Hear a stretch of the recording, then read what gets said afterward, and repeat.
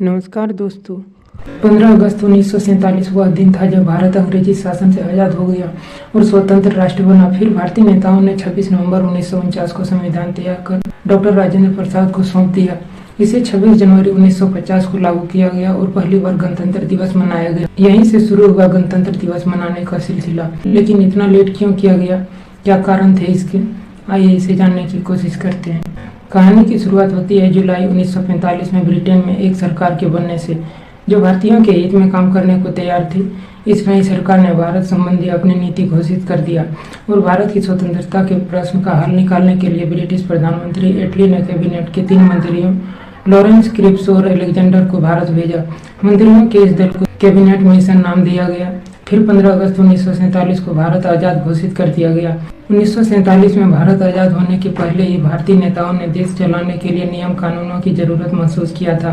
पहली बार संविधान सभा की मांग सन 1895 में बाल गंगाधर तिलक ने उठाई थी। 1925 में महात्मा गांधी की अध्यक्षता में कॉमनवेल्थ ऑफ इंडिया बिल प्रस्तुत किया गया, जो भारत के लिए संवैधानिक प्रणाली की रूपरेखा प्रस्तुत करने का प्रथम प्रयास था। अंतिम बार 1938 में नेहरू ने संविधान सभा बनाने का निर्णय लिया। फिर संविधान सभा का गठन 6 दिसंबर 1946 को किया गया। सच्चिदानंद सिन्हा इस सभा के प्रथम सभापति थे, किंतु बाद में डॉक्टर राजेंद्र प्रसाद को सभापति निर्वाचित किया गया। इसके अध्यक्ष डॉक्टर राजेंद्र प्रसाद को अस्थायी अध्यक्ष सच्चिदानंद सिन्हा बने, जबकि उपाध्यक्ष हरेंद्र कुमार मुखर्जी और वीटी कृष्णमचारी बने। संविधान सभा के सदस्य वयस्क मताधिकार के आधार पर प्रत्यक्ष रूप से निर्वाचित हुए, जिसका चुनाव 1946 में संपन्न हुआ। भारत के विभाजन के बाद कुल 389 सदस्यों में से भारत में 299 रह गए, जिनमें 229 चुने हुए और 70 मनोनीत थे। इनमें कुल महिला सदस्यों की संख्या 15 थी। बंटवारे के बाद 3 महिला पाकिस्तान चली गई और भारत के संविधान सभा में 12 महिलाएं बची रही। इसमें कुल 22 समितियां थी। ड्राफ्टिंग कमेटी, जिसे अम्बेडकर संभाल रहे थे, केंद्रीय ऊर्जा समिति और केंद्रीय घटना समिति, जिसे जवाहरलाल नेहरू संभाल रहे थे, प्रांतीय घटना समिति, जिसे वल्लभ भाई पटेल संभाल रहे थे, मूल अधिकार समिति, जिसे जेबी कृपलानी संभाल रहे थे, सुकानू समिति, जिसे डॉक्टर राजेंद्र प्रसाद संभाल रहे थे। इन सब में ड्राफ्टिंग कमेटी सबसे प्रमुख कमेटी थी, जिसका काम संपूर्ण संविधान का निर्माण करना था। प्रारूप समिति के अध्यक्ष डॉक्टर भीमराव अम्बेडकर थे। इस कमेटी के सदस्य संविधान तैयार करने में लग गए। संविधान सभा ने 2 वर्ष 11 महीने और 18 दिन में कुल 165 बैठकें की। इसकी बैठकों में प्रेस और जनता को भाग लेने की स्वतंत्रता थी। 9 दिसंबर 1946 को सेंट्रल हॉल में संविधान सभा की पहली बैठक हुई। संविधान सभा को संबोधित करने वाले प्रथम व्यक्ति जेबी कृपलानी थे। इसकी अध्यक्षता सच्चिदानंद सिन्हा ने किया। 11 दिसंबर 1946 को राजेंद्र प्रसाद संविधान सभा के अध्यक्ष चुने गए, जबकि हरेंद्र कुमार मुखर्जी उपाध्यक्ष निर्वाचित हुए। 22 जुलाई 1947 को संविधान सभा ने तिरंगे को राष्ट्रीय ध्वज स्वीकार कर लिया।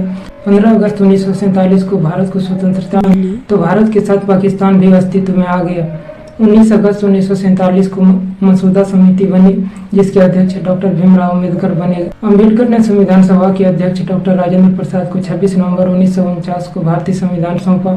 इसे संविधान सभा ने स्वीकार कर उसके कुछ धाराओं को लागू भी कर दिया। 24 जनवरी 1950 को संविधान सभा की बैठक हुई, जिसमें संविधान पर सभी ने अपने हस्ताक्षर कर उसे मान्यता दी, जो दुनिया का सबसे बड़ा लिखित संविधान बना। 26 जनवरी 1950 को संपूर्ण भारतीय संविधान लागू कर दिया गया, क्योंकि कांग्रेस ने 26 जनवरी 1930 के दिन ही पूर्ण स्वराज की घोषणा की थी। इस दिन को यादगार बनाने के लिए 26 जनवरी 1950 के दिन संविधान को लागू किया गया।